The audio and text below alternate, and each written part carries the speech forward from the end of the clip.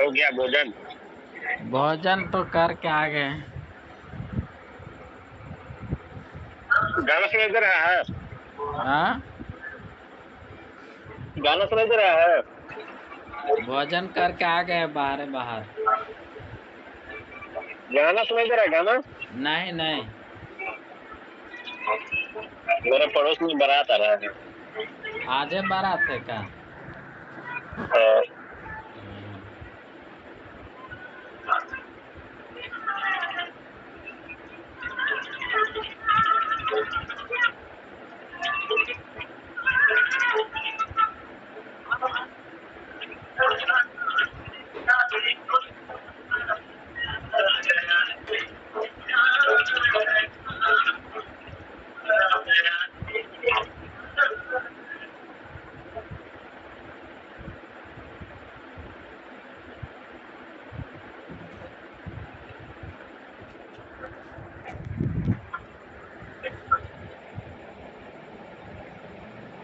शुरू किया कहाँ जाए। से खा के आ गए सर? शुरू फिर की वहाँ पे पढ़िए। शुरू किया जाए। पढ़िए। को आप लोग नहीं है जी? कोई भास्कर नहीं है अभी गाना? भास्कर नहीं है? क्या हो गया भास्कर नहीं है? रवि गा रिलेटिव में गा। शुरू कीजिए ना, हम खा रहे हैं अभी। ठीक है, शुरू करते हैं।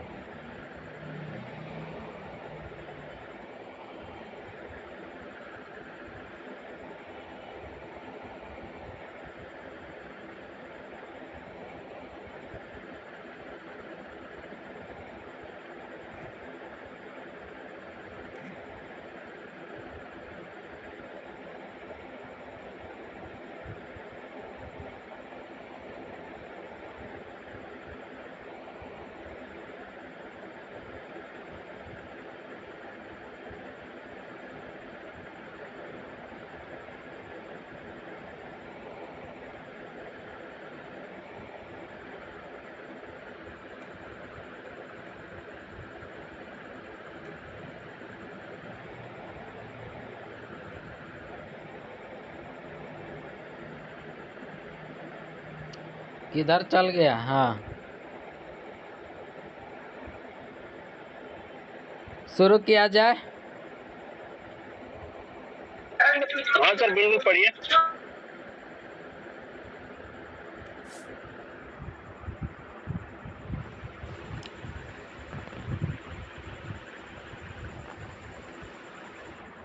तो स्टार्ट करते हैं यहाँ से, इंट्रोडक्शन से, बिल्कुल।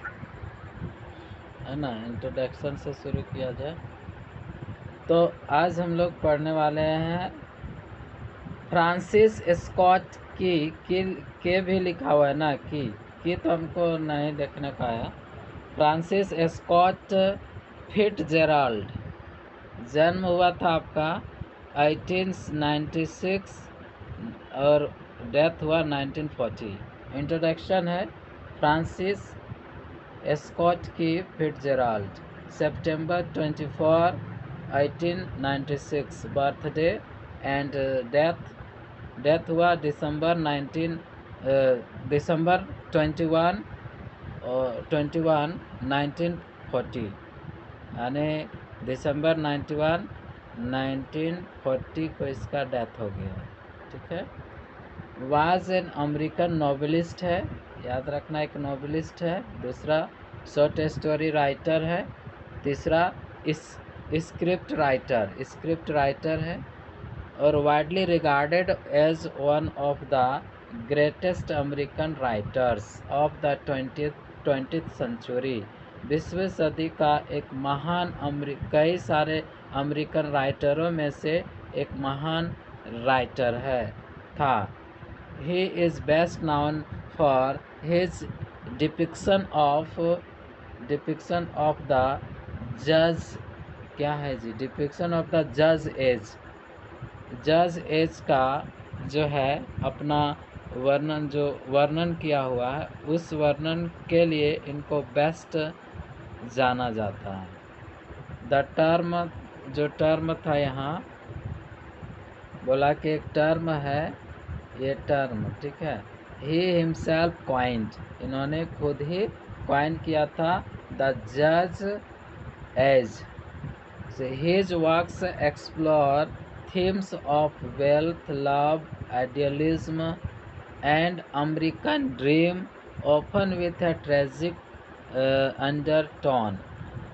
तो इनका जो है वर्क्स बताता है, वर्क्स यहाँ के वेल्थ का, लव का, आइडियलिज्म का थीम है, और अमेरिकन ड्रीम का, अमेरिकन के जो सपने होते हैं उनके पर थीम रखा गया। और अक्सर ये एक ट्रेजिक है ना, ट्रेजिक अंडरटोन होता है, मेलनकोली, थोड़ा सा दुखद टाइप का। आगे हम लोग बढ़ते हैं तो yearly life and family background. Parents, father है एडवर्ड फिट्जराल्ड, जो है ये एक फेल्ड बिजनेसमैन, एक बिजनेसमैन थे, कहाँ के, फ्रॉम मैरीलैंड के थे, कहाँ के थे, तो मैरीलैंड के थे, मैरीलैंड। मदर जो है मैरी मोली मैक्विलन फिट्जराल्ड है, जो इनका जन्म हुआ था, इसको जन्म उतना याद नहीं रखते हैं, है ना, 1860 टू 1936 तक है। तो इसका came from N Irish Catholic wealthy family है, यानी आयरिश, आयरलैंड से, और ये कैथोलिक धर्म, रिलीजन में कैथोलिक होता है ना, इन आयरिश कैथोलिक धर्म। ठीक है, आगे बढ़ते हैं। आगे हम लोग का आ गया यहाँ, कहाँ तक गया, Fitzgerald was named after his famous second cousin Francis Scott की। तो फिट्जराल्ड का जो नाम आया और नाम लिया गया, इनका जो फेमस सेकंड कज़न थे उसके पीछे नाम आया, यानी इसके कुछ अच्छे किए होंगे, उसके वजह से इनका नाम आता, नाम लिया, रखा गया, नाम आया। सो फ्रांसिस स्कॉट की जो है उनका कज़न है। ये भी क्या थे, एक author of Star Spangled Banner, Spangled Banner, Star Spangle Banner के एक ये ऑथर थे, ठीक है, यानी ये उन्होंने लिखे।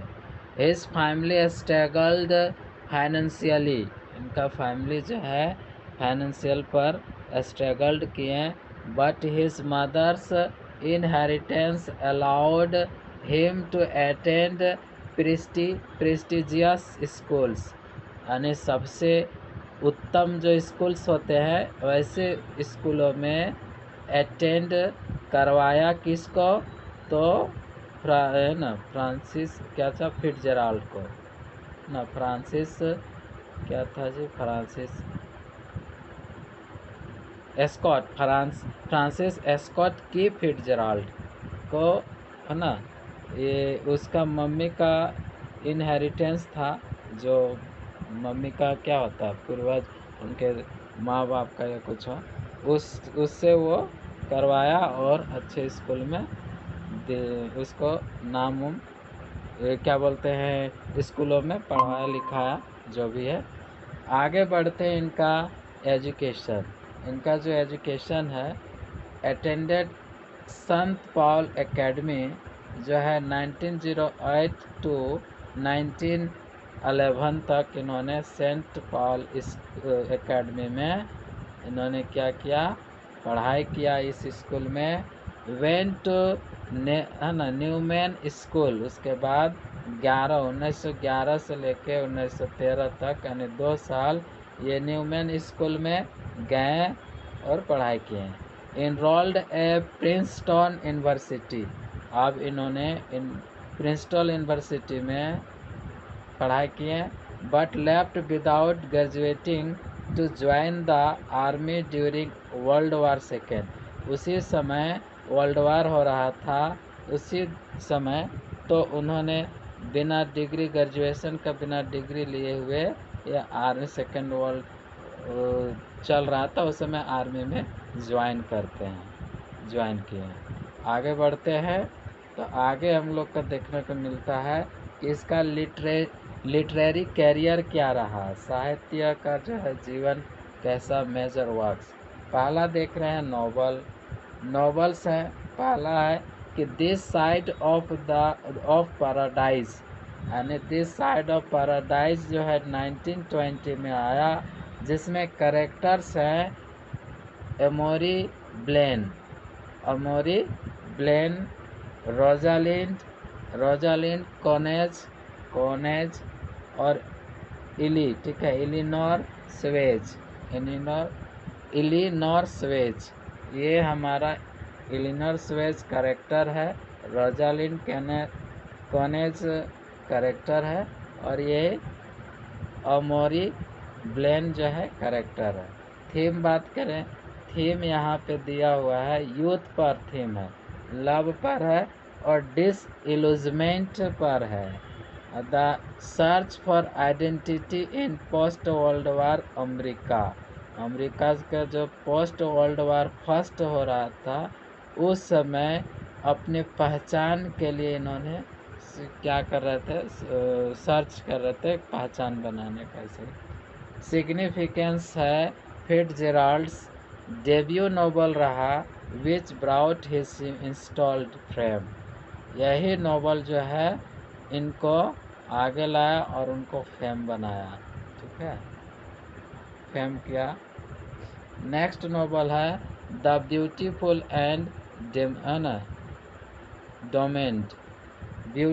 एंड डोमेन्ड, 1922 में आया। करेक्टर है एंथोनी पेच, है ना,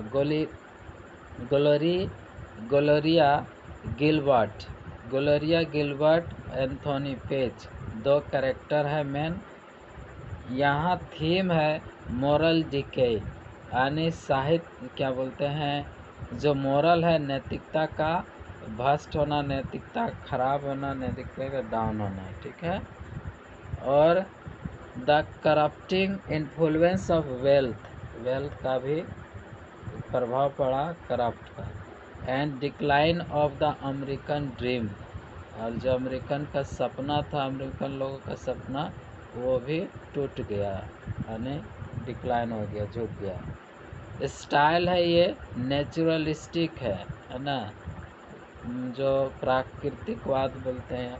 पेसिमिस्टिक है, नेचुरलिस्टिक है, पेसिमिस्टिक है, और reflecting Fitzgerald's on struggles with alcoholism and financial instability. बताया कि ये नेचुरलिस्टिक है, पेसिमिस्टिक है, जो निराशावादी बतलाया, और ये नेचुरलिस्टिक है, प्राकृतिकवाद है। और यहाँ जो फिट्जजेराल्ड का जो अपना स्ट्रगल एक है ना के साथ रहा, एल्कोहलिक जो है, और फाइनेंशियल इनस्टेबिलिटी, जो पैसे का हो या कोई ऐसे फाइनेंशियल पर, ये इन्होंने अपना जो स्ट्रगल किया वो रिफ्लेक्ट किया है, ये परिवर्तन है ना, ये दिखलाया।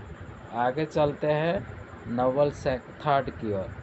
थर्ड नोवेल बहुत इम्पोर्टेंट है, थर्ड नोवेल थोड़ा सा ऊपर कर दीजिए। थर्ड नोवेल जो है वेरी इम्पोर्टेंट नोवेल है, द ग्रेट गेट्स, है ना, Catesby, the great Catesby bye 1925 में आया। करेक्टर्स है जे गेट्सबी पढ़े, जे, है ना, जय गेट्सबी, और निक है केरावे, डेजी बुचनन, और टॉम बुचनन, डेजी बुचनन, निक करावे और जे गेट्सबी पढ़े। यहाँ थीम देखें तो द अमेरिकन ड्रीम है ना, अमेरिकनों का सपना, वेल्थ है वर्सेस मोरालिटी है ना, वेल्थ और मोरालिटी लव है, ऑब्सेशन है, एंड और क्या है, इल्यूजन ऑफ द पास्ट, यानी पीछे की जो है पास्ट है ना, भूतकाल का जो इल्यूजन बता रहा है, भ्रम है, और उत्पीड़न, लव, इन सारा थीम है। मोरालिटी है, वेल्थ है ना, वेल्थ है, और लेगेसी के यहाँ पे लेगेसी क्या है इनका, तो कंसीडर किया गया है फिट्जजेराल्ड का masterpiece and a classic of American literature, यानी अमेरिकन लिटरेचर का एक क्लासिक और मास्टरपीस है, फिट्जजेराल्ड को माना जाता है। फिट्जजेराल्ड का जो मास्टरपीस और इसका अमेरिकन लिटरेचर का एक बढ़िया सा लिटरेचर बोलेंगे, ठीक है, उसको माना गया लेगेसी में जो है। आगे बढ़े तो है ना, ग्रेट गेट्स है ना, गेट्स भी। नेक्स्ट है फॉर में बतलाया है, फॉर क्या है, फॉर देखिए, tender is the night, tender is the night 1934 में आया। पहला है, मतलब कैरेक्टर्स बात करें, कैरेक्टर्स है डिक ड्राइवर और निकोल ड्राइवर और रोज क्या है, रोज मेरी वाइट, रोज मेरी वाइट, वाइट। थीम है यहाँ, थीम देखे तो थीम है क्या है, थीम साइकोलॉजिकल ब्रेकडाउन है। साइकोलॉजिकल का जो साइकोलॉजिकल है वो ब्रेकडाउन बताया। Decline of American एक्सपेरियट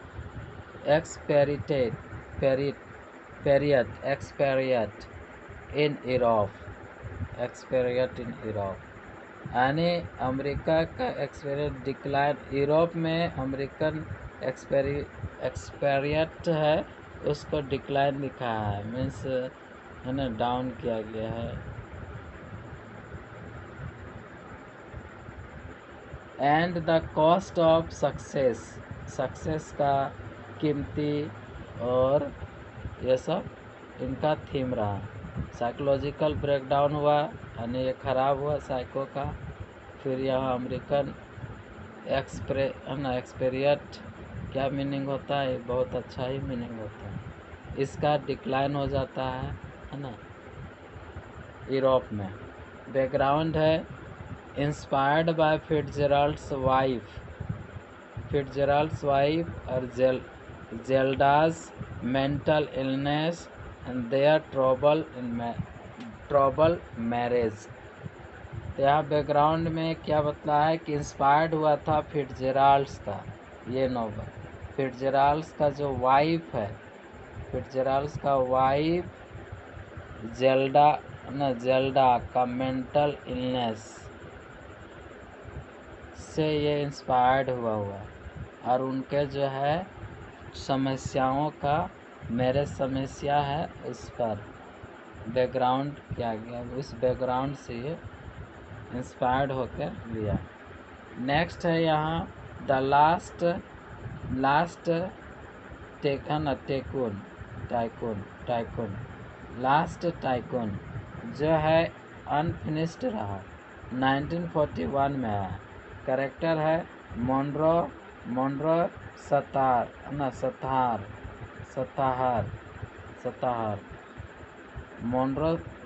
सताहर, based on Hollywood producer Irwin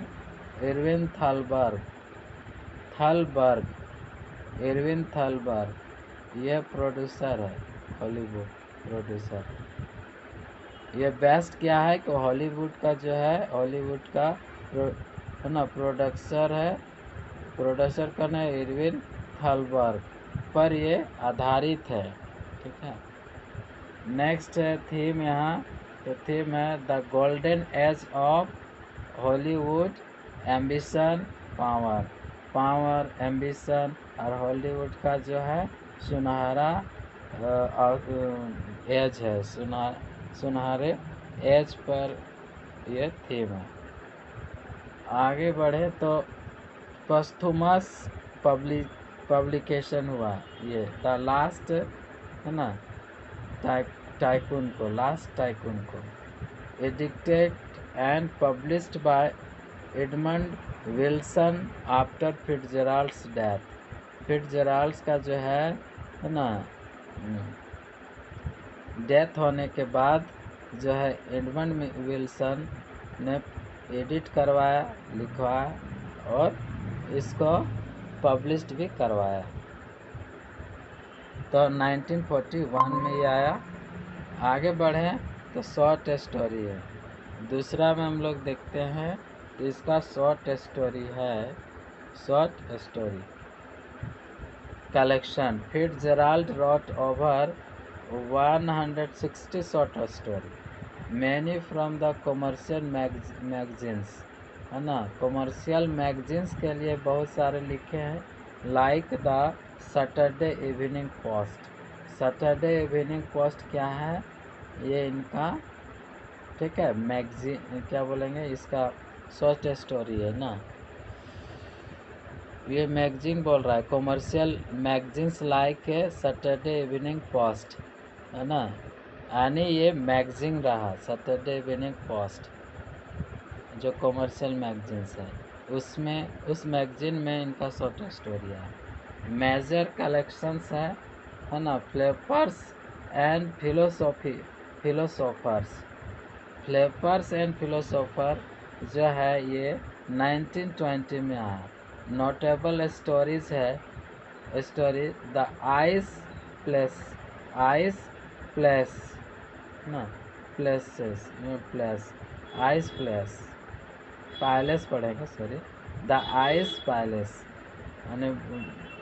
और बर्निस बॉब्स हर हेयर, ये इनका नोटेबल शॉर्ट स्टोरी दो दिया है, आइस पैलेस और बर्निस बॉब्स हर हेयर, है ना, उनके बाल बर्निस। थीम है यूथफुल रिवेलियन है एंड सोसाइटल नॉर्म्स, सामाजिक नियम, है ना, सामाजिक रूल नियम्स और यूथ रिवेलियन दिखाया, विरोध। नेक्स्ट है यहाँ दूसरा, टेल्स ऑफ द जज एज, इन्होंने यही टर्म क्वाइन किया है और इस जज एज का स्टोरी बोल रहा है। इसमें ये क्या है, कलेक्शन है, शॉर्ट स्टोरी कलेक्शन। नोटेबल अगर है इनका वर्क है जो short story, the diamond as big as the right जो या रेट जो, बिग एंड रेट जो, इतना बड़ा जितना रेट जो है, डायमंड पे कह रहा है, डायमंड क्या है, एक इतना बड़ा है जितना रेट जो है। नेक्स्ट स्टोरी है the curious case of Benjamin, है ना, बेंजामिन बटन। थीम क्या है, fantasy, satire and axes of the जज एज। तो जज एज का काफ़ी एक्सेसेस है और यहाँ सेटायर बताया है और फैंटेसी है ना। आगे देखेंगे all the sad young man, ये है आपका शॉर्ट स्टोरी, 1926 में आया। नोटेबल स्टोरी है द रिच बॉय और विंटर ड्रीम्स, ये इम्पोर्टेंट स्टोरी है। थीम है वेल्थ, लव और डिसइल्यूजमेंट, है ना। थीम वेल्थ जो है धन, प्यार और है ना, भ्रम तो भर्म। नेक्स्ट है यहाँ टैप्स एट द है ना, रेवेली, तो ये 1935 में आया। द टैप्स मतलब Taps at the Reveille. Notable story है बेबीलोन रिविजिटेड, ये मेन स्टोरी हुआ Taps at the Reveille. Next है यहाँ थीम है ना, regret, loss and consequences of excess. आप देखेंगे not non fiction and essays. पहला है द क्रैक ऑफ, इम्पोर्टेंट है, द क्रैक ऑफ 1945 में आया। पस्थुमास a collection of essays, letters और notable entries। ठीक है, notable entries है, लेटर है, ऐसे का ये कलेक्शन है। आगे हम लोग चलते हैं तो ये है आपका थीम है फिट्जजेराल्ड पर्सनल एंड प्रोफेशनल स्ट्रगल्स। व्यक्तिगत क्या था इसका स्ट्रगल और प्रोफेशनल स्ट्रगल क्या था, उस पर थीम है, जो भी था उस पर थीम है। आर्टिकल्स फॉर स्क्वायर ये आया 1936 टू 1940, यानी ये लंबा सीरीज रहा, एक कंसिक्वेंस। नोटेबल एसेज है द क्रैक ऑफ, इम्पोर्टेंट है ये एसेज है ना। और नेक्स्ट है पास्टिंग इट टुगेदर। थीम है सेल्फ रिफ्लेक्शन है, डिप्रेशन है और डिक्लाइन ऑफ हिज कैरियर, अपने कैरियर का है ना डिक्लाइन होना। नेक्स्ट है, हम लोग नेक्स्ट में चलते हैं, इनका अवार्ड के बारे में जानते हैं। तो अवार्ड क्या क्या मिला उसको देखते हैं। तो मिला यहाँ अवार्ड्स एंड ऑनर।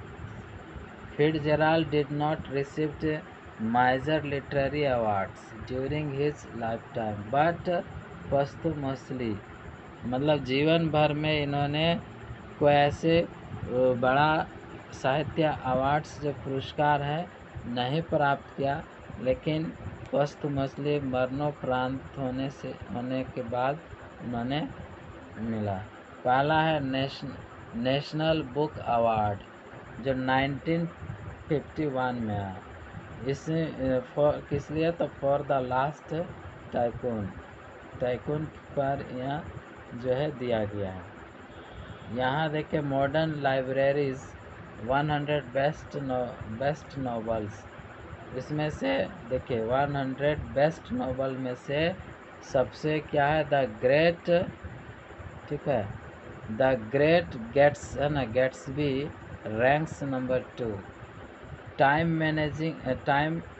मैगजीन्स, जिसमें टाइम मैगजीन्स का 100 बेस्ट इंग्लिश लिटरेचर नॉवेल्स में से 100 में आता है ये द ग्रेट है ना, ग्रेट गेट्सबी इंक्लूडेड। ठीक है, इसलिए इम्पोर्टेंट नॉवल है। आगे बढ़ते हैं, लेगेसी है लिटरेरी इन्फ्लुएंस। बोलता है इंस्पायर्ड राइटर्स, इंस्पायर्ड करता है राइटर्स को, लाइक जैसे जेडी सेलिंगर, जोहन ऑब्डिक, और नेक्स्ट है जॉन डेलिलो।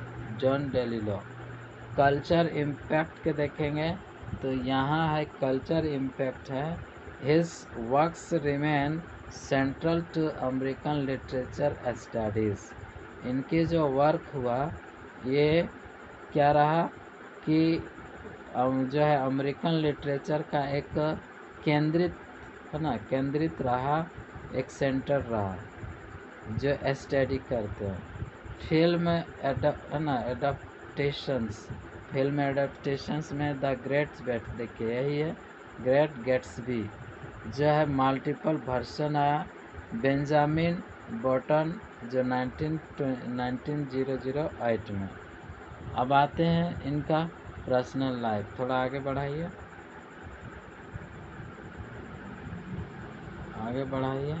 है ना। पर्सनल लाइफ देखिए, पर्सनल लाइफ कहता है यहाँ इनका पर्सनल लाइफ एंड डेथ क्या है। मैरिड हुआ जेल्डा है ना, जेल्डा शायर, और ये क्या थे, तो ये क्या थी, एक southern belle who suffered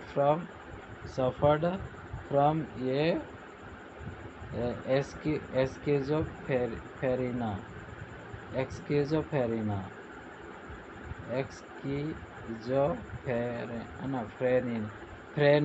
फ्रेनिया एक्सकिजोफ्रेनिया struggles के देखें, इससे यह सफरिंग हुआ था। यह है फाइनेंशियल डिफ़िकल्टीज़, यहाँ स्ट्रगल्स है फाइनेंशियल, पैसे का दिक्कत है ना, इकोनॉमी का दिक्कत, और अल्कोहलिज्म। अब देखो दारू नशाखोर रहेगा तो यह इसमें भी स्ट्रगल होगा। जल्दास इलनेस प्लैग्ड देयर लाइफ्स, और उनका वाइफ थी, उनका बीमार पड़ गया, जो है प्लैग्ड देयर लाइफ, पूरी तरीके से उसका जीवन खराब हुआ। डेथ है फिट्जजेराल्ड डेड है ना, died of A heart attack on December 21 1940 में इनका डेथ होता है। वाइल जैसे एट एज कितना था 44, जबकि इनका जो है वर्किंग ऑन द लास्ट टेनिकून है ना, टाइनिकून का जो काम कर रहे थे, लिख रहे थे, उसी समय इनका डेथ हो गया। ठीक है, question number first. The last tycoon. Tycoon, the Last tycoon पर वर्क कर क्वेश्चन नंबर फर्स्ट का आंसर होगा बी। हम लोग के कौन कौन है यहाँ? यूसर